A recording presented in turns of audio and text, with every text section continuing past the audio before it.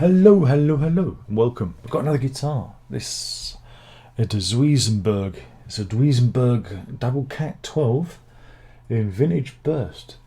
As you can see, it's a beautiful instrument, very Art Deco in its design aesthetic. Got some very interesting tuners there, and yeah, it's electric 12 string, but with a little hole you can store your tobacco in. I think, or your jazz cigarettes.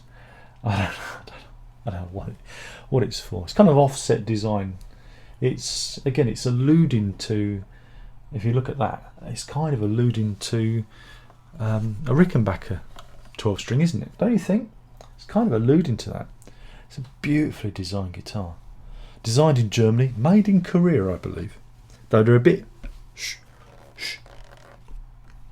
They don't like to say where the guitars are made. They're very about where it just says German guitars. Yeah, shame out to sell it, but can't keep them all. This is another one under the file of I really didn't want to let it go, but I've got a Fender 12 which I like more than this. Again, I like looking at it.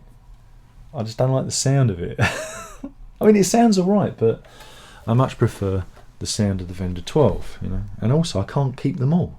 That's my justification. This is part of the Alan Harwood collection. For those of you who are not quite up to speed, Alan Harwood, check out the playlist for this, because the very first video explains what the Alan Harwood collection is and why I've got it. And here we are. Yeah, it's got a set neck. I'm looking at the specs off the website, so I can't be wrong this time. It's got a set neck. It's made of solid American alder with sound chambers, with a top of laminated maple, a cream binding, cream pick guard and lacquer finish.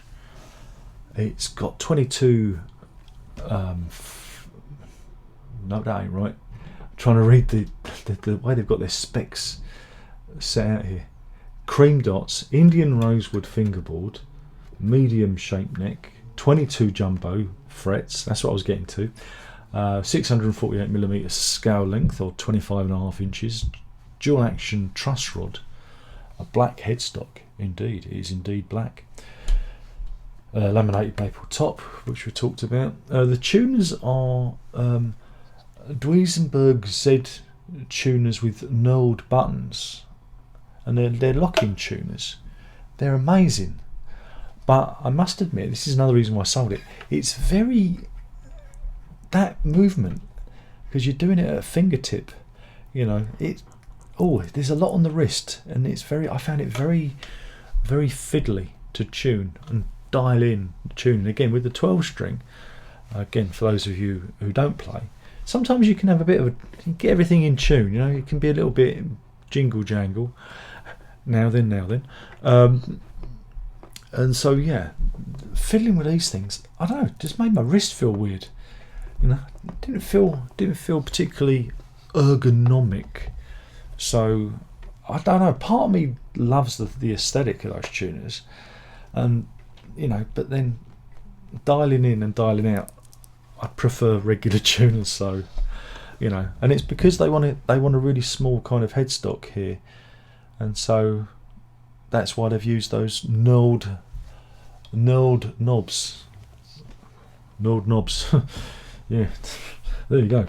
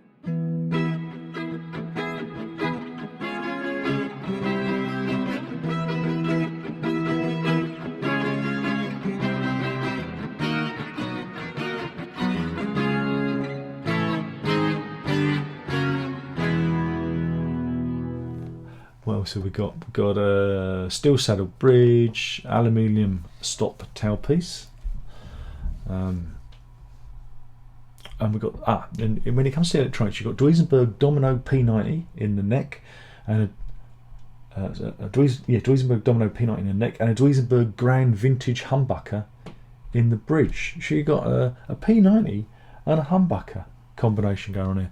Very interesting choice of pickups, I think, but it's just an amazingly well crafted and designed.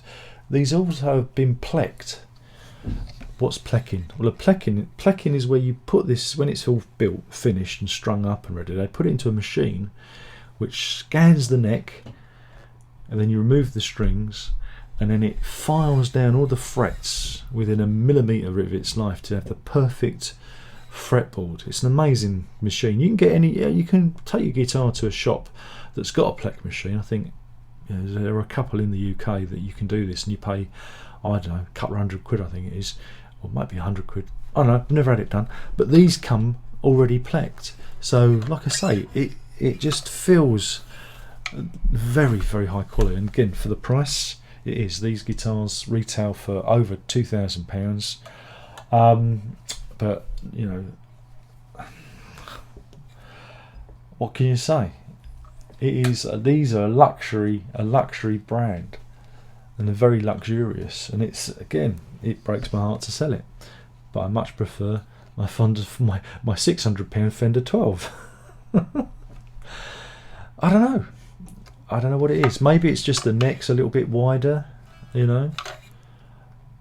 Again, guitars are it's a very subjective thing, and you know, but I do like it, but I don't love it. I do love it, but I just can't keep it. That's the problem. It's the problem. Can't keep them all, and I wish I could. I don't have the space. So yeah, would I recommend it? If you've got £2,000+ burning a hole in your pocket, then yeah, it is a luxury. But you could just buy a Rickenbacker 12, which is what this is kind of aping, really. It's kind of aping that.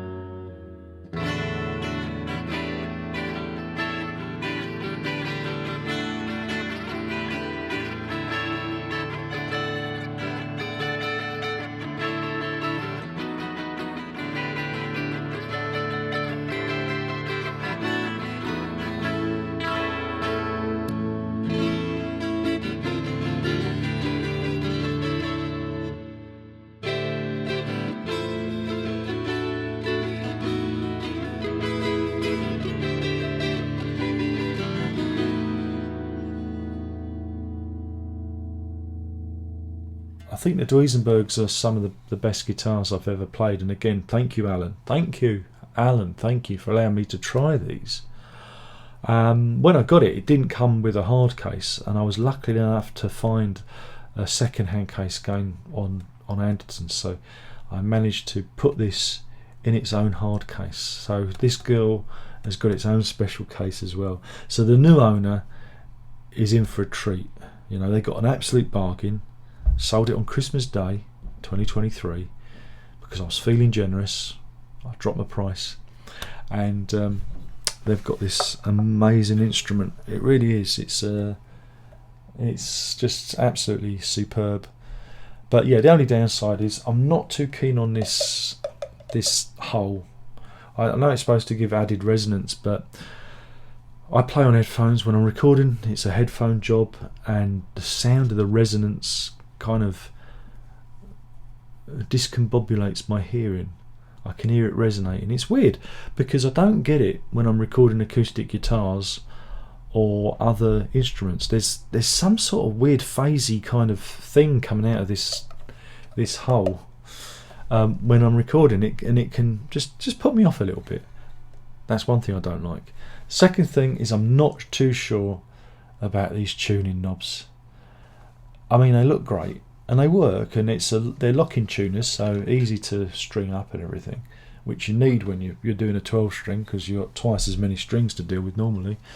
But the whole kind of, I know it's the same mechanism, but you're kind of doing your wrist at a certain angle. It's like, there's more kind of pressure on the wrist, and I didn't find it very comfortable.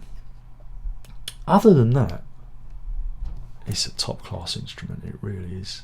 It really is a top. It's beautiful. I'm just going to hold it up a bit more, because I think this is one of the good ones. I just want to, for my own. I'm getting upset thinking about selling it, but there you go. Oh well. It is what it is. So yeah, this has been the Duesenberg Double Cat 12 in Vintage Burst.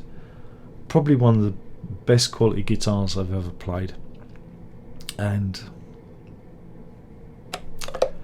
I'm going to regret selling this one. I'm going to regret it.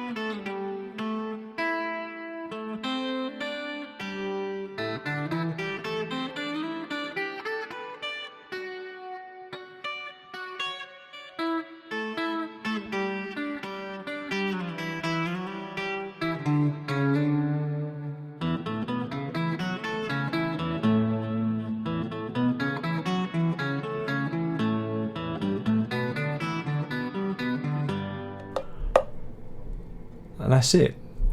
That's the review. I'm going to regret it. I'm in pain. But again, I have limited space, limited resources, and I'm literally just decided I'm down to the wire now of the guitars. Again, I don't know when I'm going to put this up. I might put this up earlier, and it's going to be all disconnected. It's going to all be out of whack, but I'm getting towards the end game where I'm keeping the last few guitars, and I'm tending to keep the guitars I really like, and there's only a couple of those, and then there's the ones that are Alan's oldest guitars, that as far as I can tell he had the longest and obviously had meaning, and a lot of the guitars were bought more recently, literally in the last few years. So I don't know, once he got his diagnosis, he went on a bit of a guitar splurge, a last hurrah. So those ones, I see those as more inconsequential, and the older guitars as ones that he truly loved and kept. Does that make sense? Because it's hurting me. I'm feeling real guilt about this and selling these guitars. I'm feeling it now, because I don't know if I'm doing the right thing. And I don't even know if I'm doing the right thing documenting all this stuff, because I don't know. I feel bad about this as well. I feel bad about it all. Sometimes I wish I didn't have feelings. Truly didn't have feelings. I say that I don't, but I do. So yeah, I just want to thank Alan again. I know he can't hear me, but maybe he can. Maybe he can blink the lights for me and acknowledge. And I'm sorry. I'm sorry I don't have all the space. I'm sorry I don't live on my own. Because if you've got a family, see, if I didn't have the kids, I could have a room full of guitars. I've already got a corner of guitars. I've got too many of these, you see, my own collection. And yeah, that's it. And that's the Duesenberg. And like I say, one of the best guitars I've ever played. Absolutely beautiful, easy on the hand. A little bit kind of characterless, because it's just so precise. I like a little bit of eccentricity. I like a little bit. But this is luxury. This is pure luxury. Oh.